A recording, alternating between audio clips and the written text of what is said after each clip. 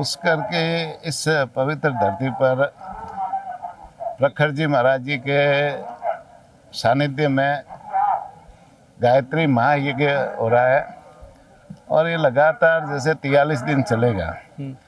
इस 43 दिन के गायत्री महायज्ञ में जिस तरह से प्रतिदिन 60 लाख से ज़्यादा आहुतियाँ देने का काम, मंत्र जाप करने का काम हो रहा है, तो उससे निश्चित रूप से जो यहाँ का जिन देवताओं को आहुतियाँ दे रहे हैं, यज्ञ देवताओं को आहुतियाँ दे रहे हैं, वो प्रसन्न होंगे और प्रसन्न होने के बाद में राजस्थान के विकास में, राजस्थान के लोगों के विकास में बहुत ही बड़ी महत्वपूर्ण भूमिका होगी। आने वाले समय में राजस्थान खुशहाल बनेगा, राजस्थान विकसित बनेगा, राजस्थान के लोगों में नई चेतना आएगी। और इस प्रदेश में है ना, जब यज्ञ होता है तो निश्चित रूप से वहाँ का वातावरण है शुद्धिकरण में मदद मिलती है, साथ ही साथ में बरसात भी ज़्यादा होती है और वहाँ के लोगों में एक तरह से सनातन संस्कृति के प्रति एक भाव पैदा होता है। निश्चित रूप से ये आने वाले समय में इस यज्ञ का लाभ राजस्थान को मिलने वाला है। की नगरी है ये, पुष्कर देवस्थान है, जब माने जाने एक प्रमुख स्थानों में से एक गिना जाता है, लेकिन यहाँ पर भी कई प्रकार की समस्या, जैसे मुख्य कॉरिडोर है उसको अभी तक नहीं शुरू किया गया है। यहाँ पर सफाई व्यवस्था को लेकर कई बार सवाल उठते आ रहे हैं। साथ में जो पहाड़ों से पानी आ रहा है वो सीधा उसके अंदर मिल रहा है, तो उसको लेकर भी कई प्रकार की समस्याएं हैं जो अभी तक सोल्व नहीं हो पा रही है। और बारिश का मौसम भी सामने आने वाला है। निश्चित रूप से ब्रह्मा जी की नगरी पुष्कर में, जैसे हमारा ब्रह्मा जी का मंदिर है और भारत का सबसे श्रेष्ठ मंदिर यहाँ ब्रह्मा जी का पुष्कर में है। इस मंदिर के विकास के लिए, यहाँ कॉरिडोर के लिए, निर्माण के लिए माननीय मुख्यमंत्री जी ने बजट में भी घोषणा कर रखी है। उसके डीपीआर बन रही है और डीपीआर बनते ही उनका निश्चित रूप से आगे की कार्रवाई करके वो विकास के काम भी हमारी सरकार कराएगी।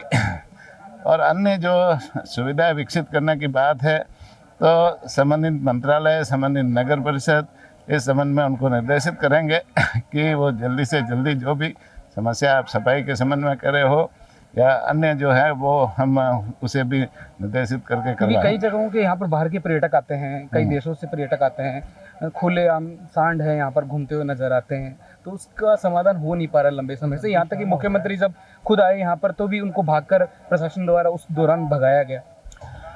वैसे हमारी राजस्थान भर में 4000 से ज़्यादा गौशालाएँ संचालित है, नंदीशाला भी संचालित है और जो बेसहारा नंदी या बेसहारा गौ माता है उनको हम नंदीशाला और गौशालाओं के मार्फत है ना, उनके पालन पोषण की व्यवस्था भी करते हैं। और जो गौशाला के संचालक है उनको भी धन्यवाद देना चाहूँगा कि वो सेवा के भाव से जैसे गौशालाओं को चला रहे, गौ माता की सेवा का काम कर रहे हैं। राजस्थान सरकार भी उनमें अनुदान देती है। इस बार माननीय मुख्यमंत्री जी ने 2 बार अनुदान बढ़ाने की भी शुरुआत की है, जिससे गौशालाओं का अनुदान बढ़ा है। आज हम 1280 करोड़ के आसपास गौशालाओं को अनुदान देते हैं गौ माता के चारे पानी और पशु आहार के लिए, तो जिससे वो गौशालाएँ व्यवस्थित ढंग से चल सके। गौशालाओं को आत्मनिर्भर बनाने के लिए हमने 100 गोकास्ट मशीनें गौशालाओं को देने का काम किया है। इस बार भी बजट में 100 गोकास्ट मशीनें देने की घोषणा की है, वो भी हम इस बार बजट में घोषणाओं को हम पूरा करेंगे। और भी जैसे गौ माताओं की जैसे स्थिति कैसे सुधरे, इस दिशा में हमारी सरकार काम कर रही है।